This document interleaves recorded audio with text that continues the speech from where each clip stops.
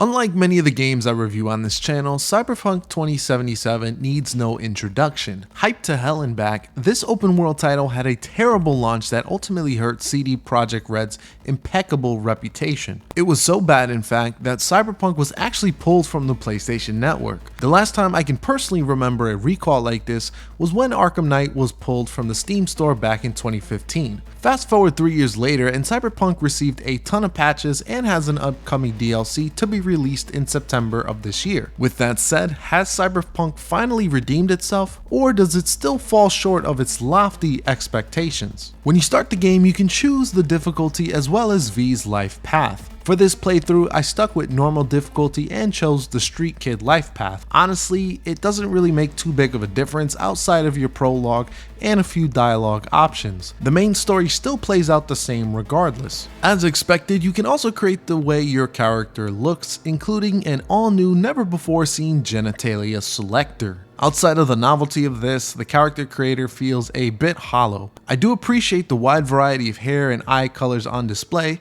but many of the hairstyles for my female V either felt too similar or just didn't look very good. I also wish for a bit more facial and body manipulation, but what is here is fine. And once you are all set, the prologue begins as you take control of V from this point forward. I'm gonna do my best to not spoil anything since the game is still relatively new and it's much better experience without knowing about the plot at hand. Still, I can go over the overall flow of the game and how the overall narrative is structured. For the positive, CD Projekt Red did a fantastic job capturing the dystopian setting of Cyberpunk as well as Night City as a whole. Despite how beautiful the city lights up at night, many of the residents are fighting for the scraps left by the corporations. It's even scary how some of the areas are not too dissimilar to certain places in our world. For the negatives, the early game pacing is absolutely abysmal. The game divided up into 2 acts excluding the prologue. Most of your time will be spent in the second act,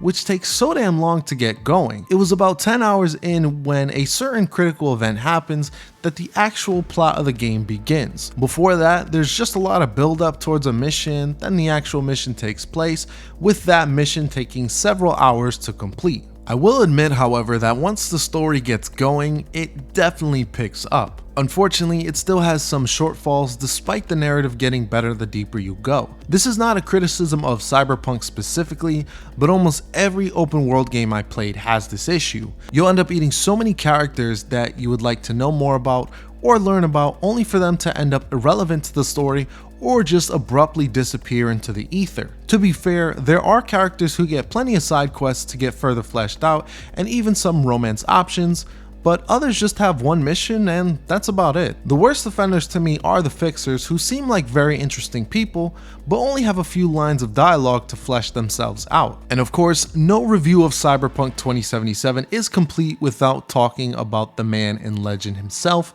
Mr. Keanu Reeves. In this game, he plays as Johnny Silverhand, Night City legend extraordinaire. Personally, I'm a fan of his work and I rate his performance a Keanu out of 10. It's safe to say that at this stage of his career, we kinda know what to expect, for better or for worse. Still, I enjoyed seeing him here as well as the interactions him and V had throughout the adventure. Another common issue is just how many of these quests involve follow me for a certain amount of time, then we talk kind of missions. Bonus points if this involves being in the car with said individual as you cruise around before actually getting to the mission. Thankfully, you can skip most of the car rides with the push of a button. Alright, so let's get into how most of your missions will play out. As with many AAA titles nowadays, you can either go in guns a-blazing or use stealth to your advantage. You can even perform quick hacks on enemies, ranging from distracting them to outright forcing them to kill themselves. For my build, I initially went with a katana wielding ninja, but eventually moved on to more modern methods with shotguns,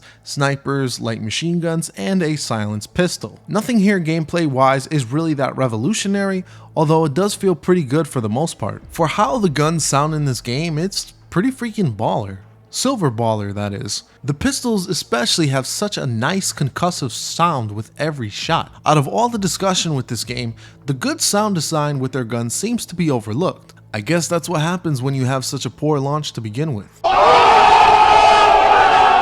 Outside of quick hacking enemies, there's also some hacking involved, as well as some missions incorporating a feature called Brain Dance. Basically, this involves reliving a person's memory to find out various clues using sight, sound, and thermal. Personally, I found brain dancing to be pretty tedious and not worth it, although the concept is an interesting one. The execution is too simple for its own good, so I rarely got much enjoyment out of it. Still, this could be something that can be revisited in a possible sequel with some more thought put into it. Along with main quests and side quests, each fixer will also have their set of gigs for you to complete. This is where you can gain a ton of that cash money, boy. These missions can involve eliminating a specific target, rescuing a hostage, or something else entirely. While you can complete these missions in a variety of ways, most offer bonus rewards from completing them in certain ways, such as causing no casualties. I honestly enjoyed a majority of these, as I felt like a badass merc rising through the ranks. As expected, completing quests and defeating enemies however you want will lead to V leveling up. You can put points into one of 5 attributes: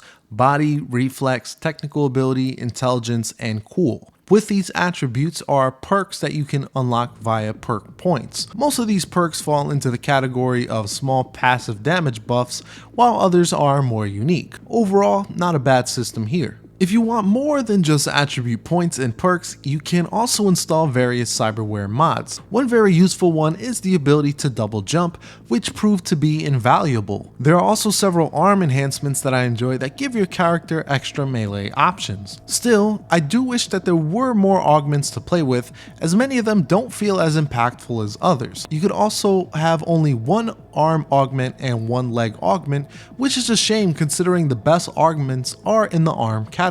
As this is an open world game, there are plenty of vehicles to purchase and drive. My favorite vehicles are the motorcycles, which are just fun as hell to cruise Night City with. The sense of speed as you bob and weave between the cars is just awesome. However, I do wish there was some sort of car customization here. Once you get a car from purchasing it or from completing a quest, there's nothing else you can really do about it. It would be cool to be able to paint your car a different color at the very least. When playing the game, there are several features that are not as fleshed out as they should be, or at least needed some more chrome in this universe. For example, the police system is a complete joke. Even with having maxed out bounty, don't expect any cop chases nor for the police to do anything once you get inside a building. The only thing that happens is that more cops will shoot at you, but this is easily avoidable by hopping into a car or visiting your local Walmart. Honestly, I would say the whole open world aspect is not taken advantage of here. Despite the beautiful dystopian setting and technology the game has access to,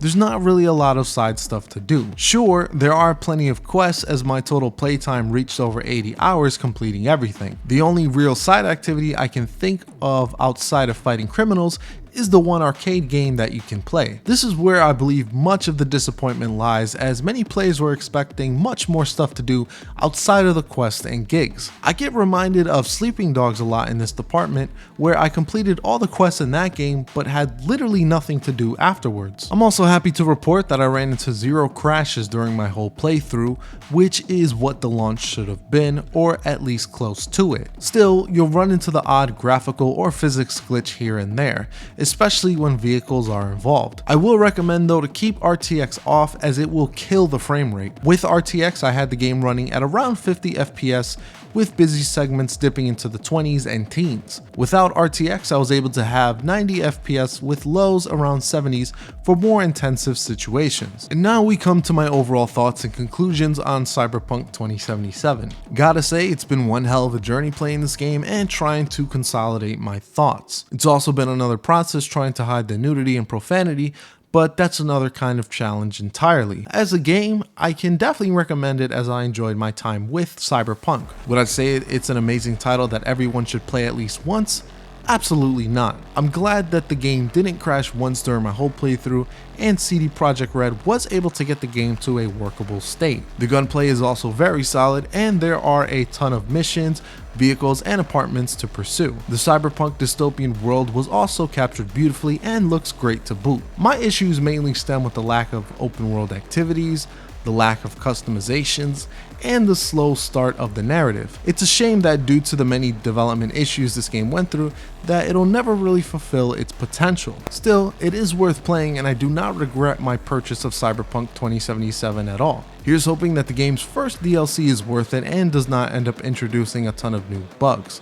Thank you guys for watching as always, and this is Powerhouse, signing off.